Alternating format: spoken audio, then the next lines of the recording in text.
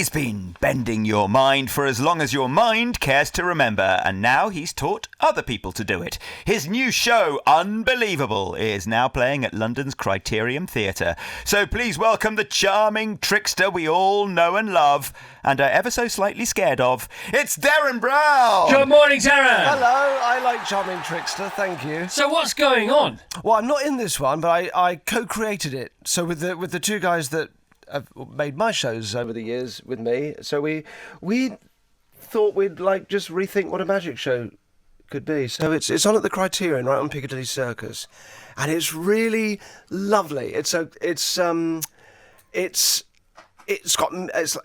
like a proper multi-talented cast. That was but we didn't just want a bunch of magicians doing their acts. So it's very musical.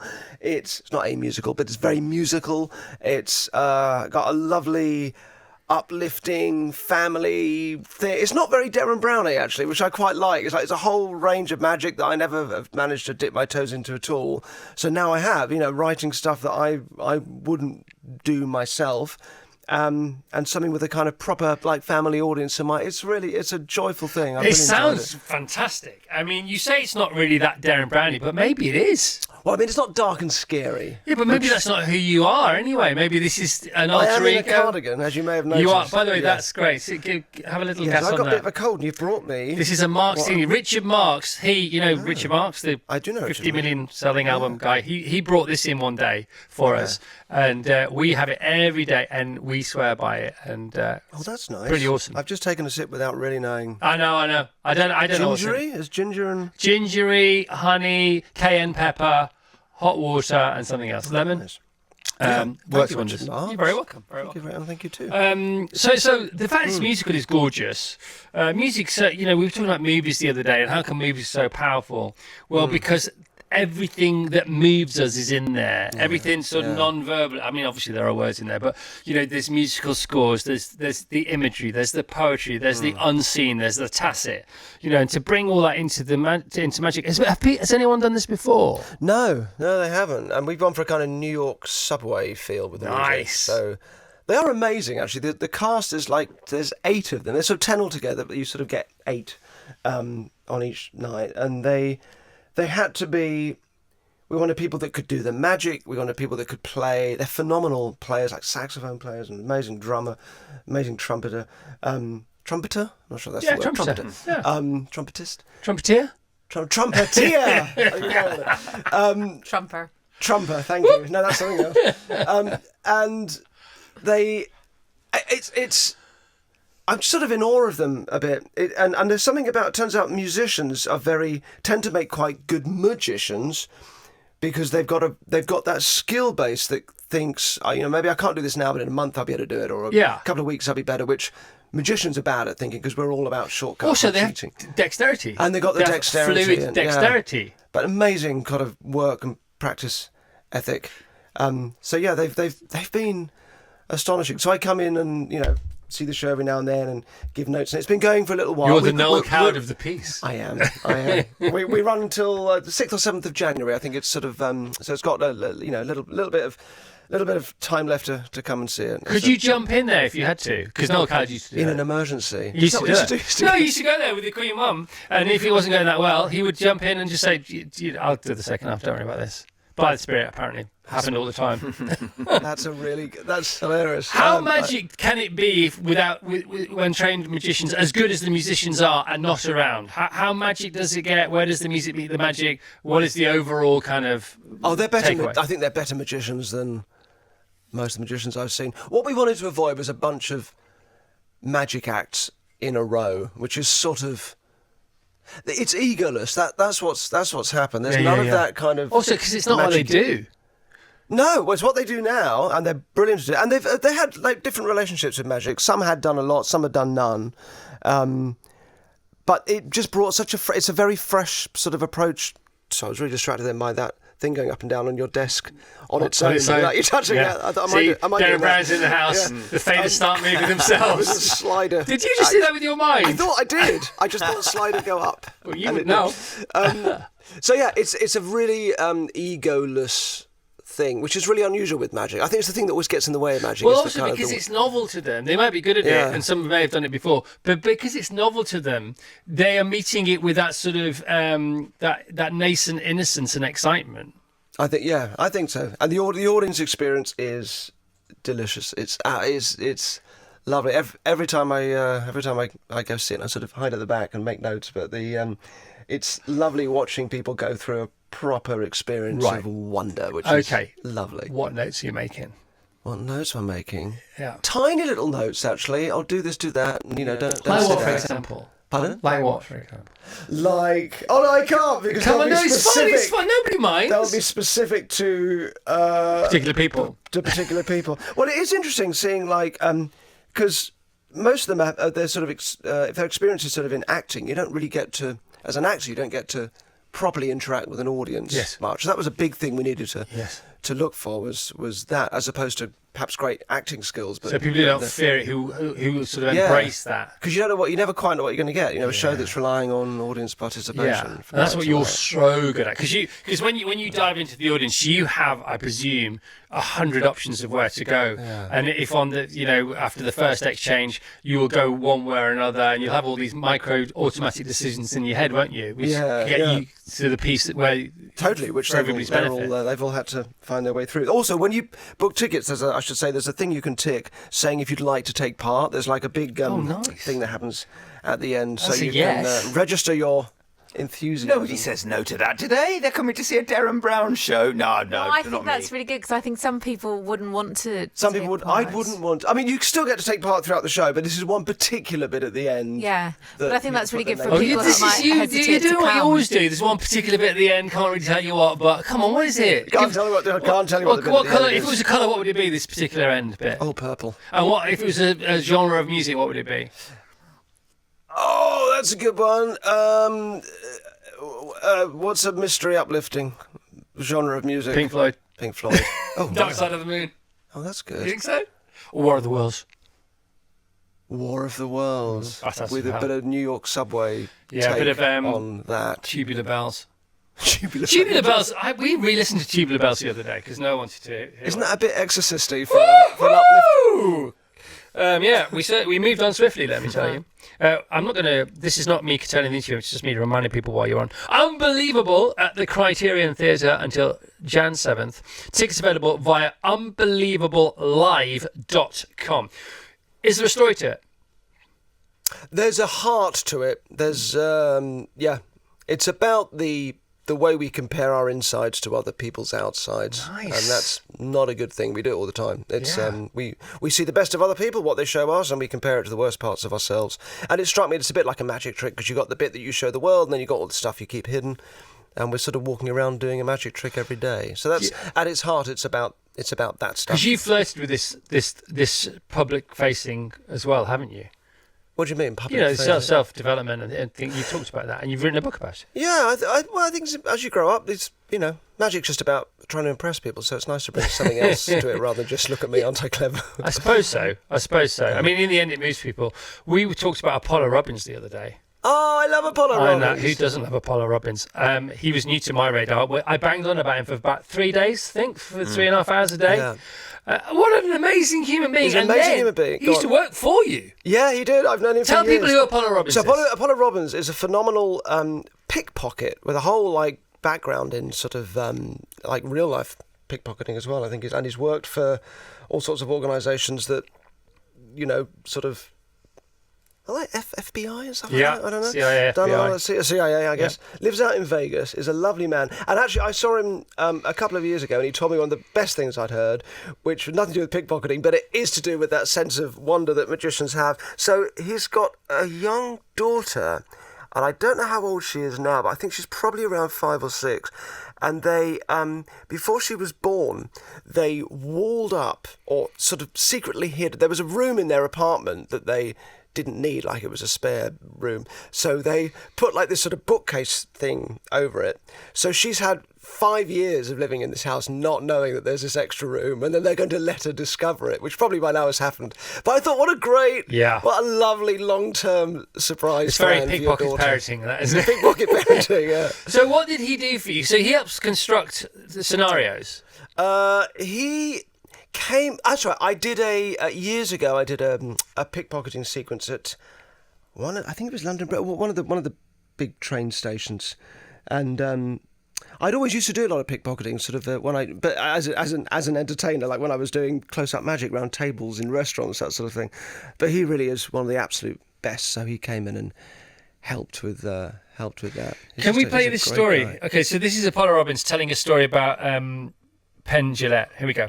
Penn Jillette, he said, "Still something for me now." I said, that's kind of like saying, "Be funny now."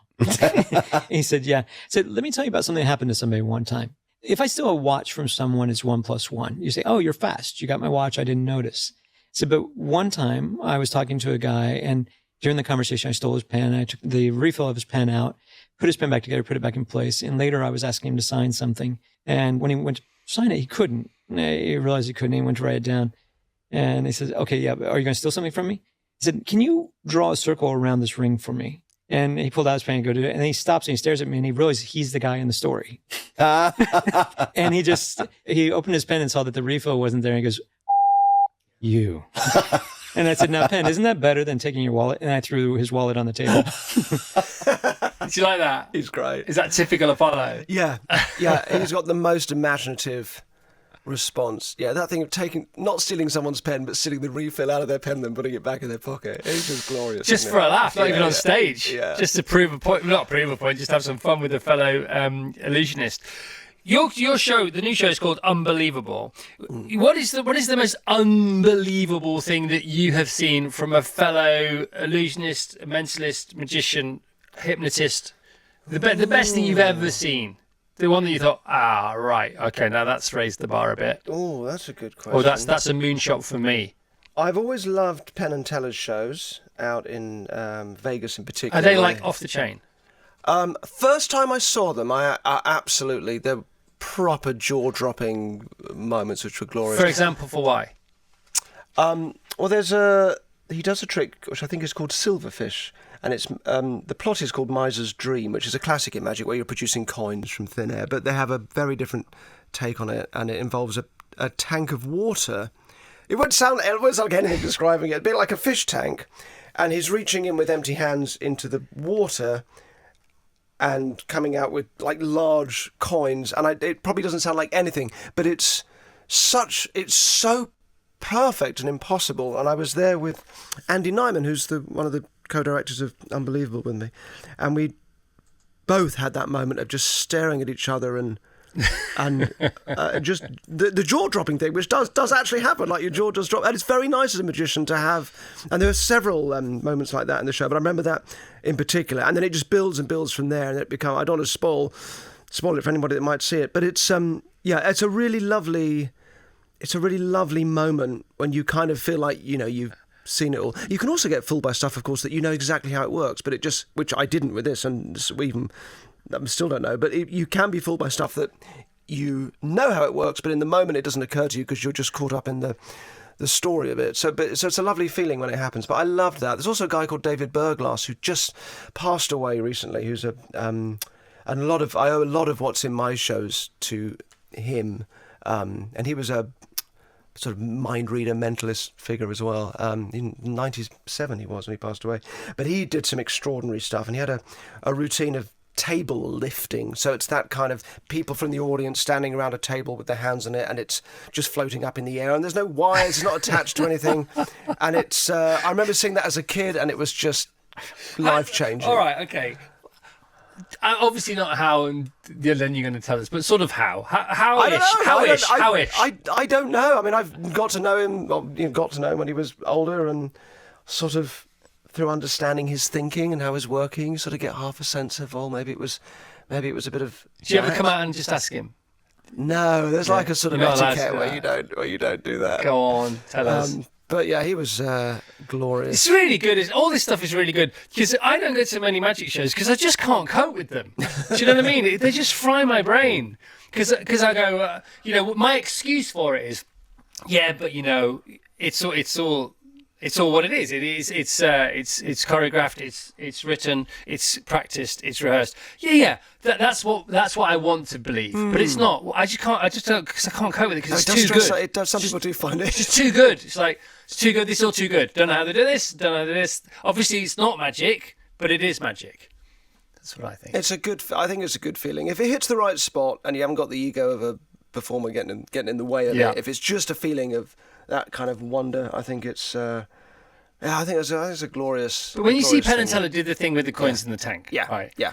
Which bit of it was the most astounding bit? Was it because it was? Did they know that it would freak other magicians out if they did it in water? Because you'd think I could do all this if it wasn't in water. When you bring water into this, suddenly it's a whole different level of. Yeah, it's the storytelling because if you just produce a coin at your fingertips, that's one thing, and it feels Can you do all that familiar. Stuff? Can you do that? I think probably at one point I used to do a lot, but I never really was into coin magic. It's kind of its own thing. But but reaching into water kind of gives you a story. Now you've got clear water is such a clear story to that. Coming out, it came out with it's like a giant coin out of clear. It's like doing it with this water glass. Now it's much more puzzling than just going da da da da in the air and plucking a coin out. Especially if you go da da da da. Never do that. I wonder when the first ever ta-da was heard. When it was a vocal ta-da, it was like it was a trumper. It's probably a trumper. Yeah. The first instrument to trump and why and who was behind it, and then another piece. Oh, that's a good sound. Let's do that. Ta-da! What's your most memorable ta-da? I will find out and report back. Oh my! Next time I see you. There's a joke about Mr. Sledgehammer, isn't there? Ta-da! Yeah, it's a long joke. I just read out some terrible jokes for your Christmas. Oh, I'm so glad they were terrible. Quite. You didn't write them yourself. No, that's the job. They're Christmas jokes. They're really. I mean, good, terrible. Excellent. Yeah. Give us one. Give us one. Can you remember one? I can't tell you the one I read out. Can I? It's the only one I remember. The others I tried to. Nobody's waiting for it, mate. Don't worry about it. We're not on the edge of our seats. Why are advent calendars harder to buy now? I don't know. Why are advent calendars harder to buy now? Because their days are numbered. Very good. That was the best one on the list. Oh dear. I looked through. Oh dear. Right. So you and magic and this wonderful show of yours. And Apollo Robbins. Now. I'm painting. I'm taking a break now. Well, you painted before. I mean, you're an amazing artist. Steve, we talked about Steve Martin yesterday because he lived his life. He always had a plan to live his life by decades. So 15 to 25, he would master comedy. 25 to 35, he would master acting. 35 to 45, he would master music.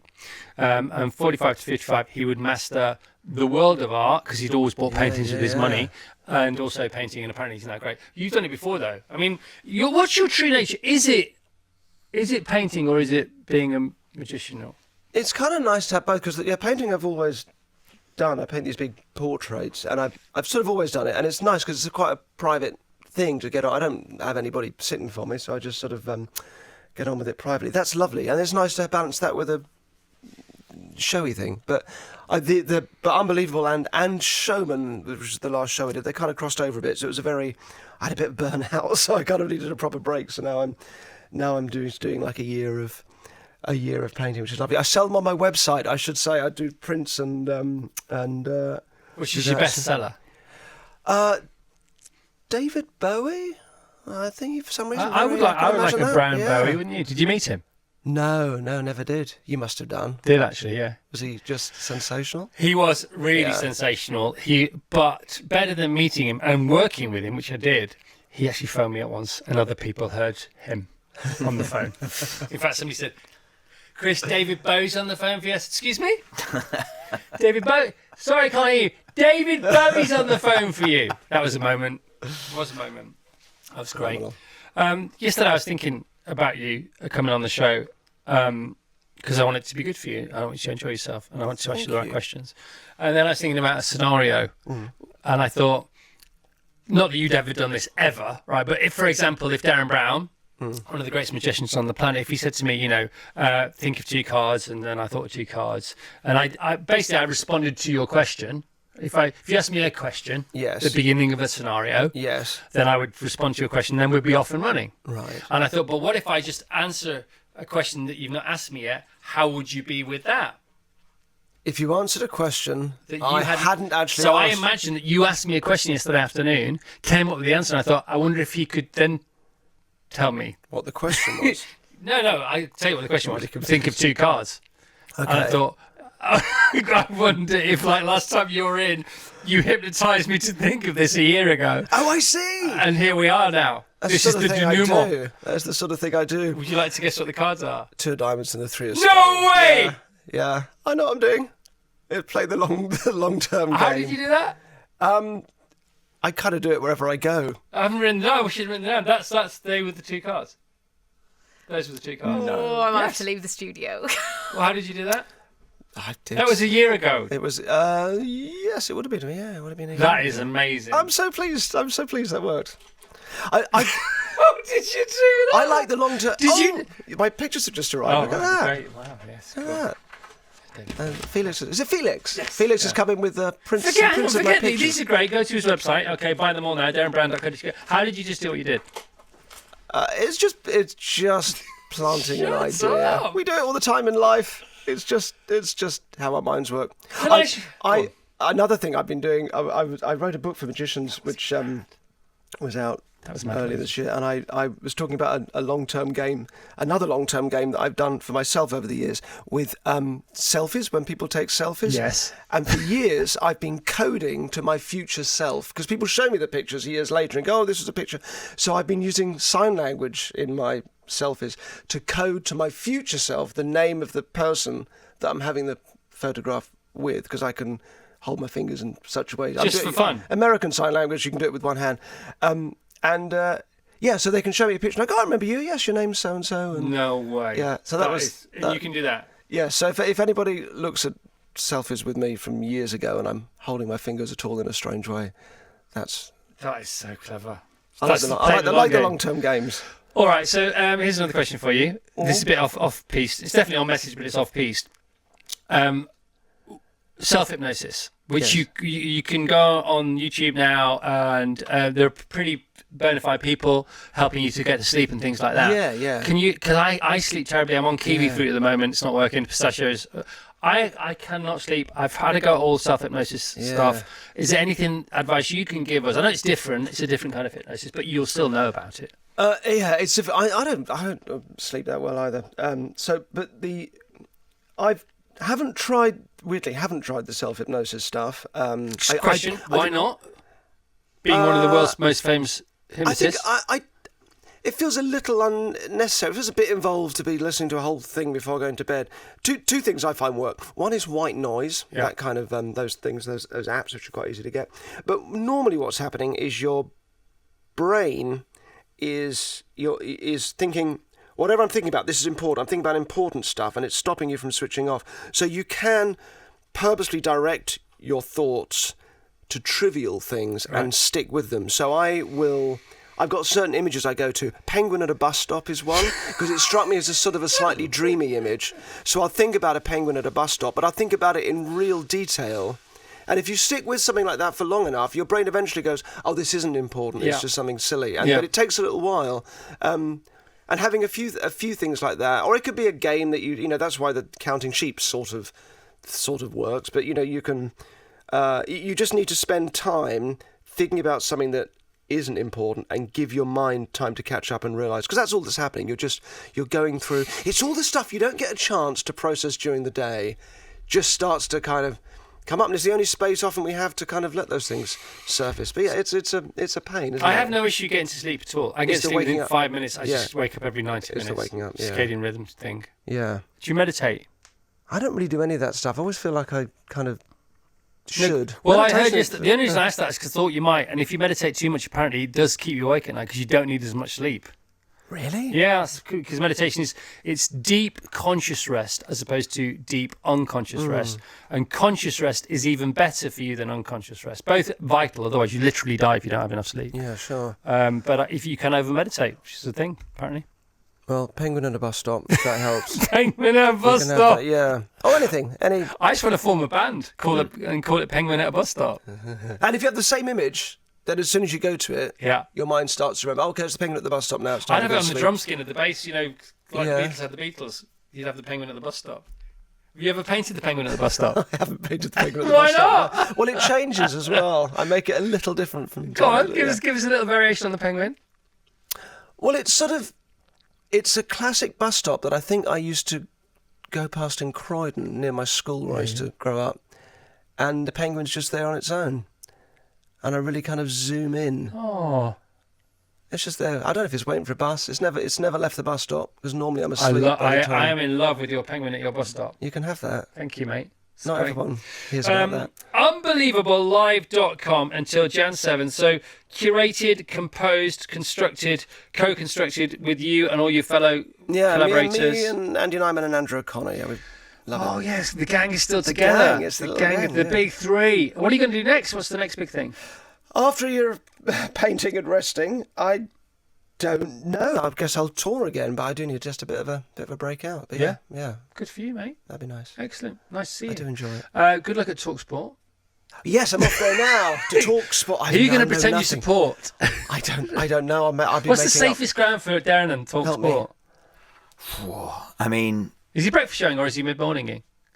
Because breakfast show, you've only got 9 minutes left. If No, we no, carry on it's- talking, you don't. it is now. No, it is now. Go. Go on. But they're waving. Go on. I'm not a magician, but it's time for you to vanish. Goodbye. Thank you, Derren.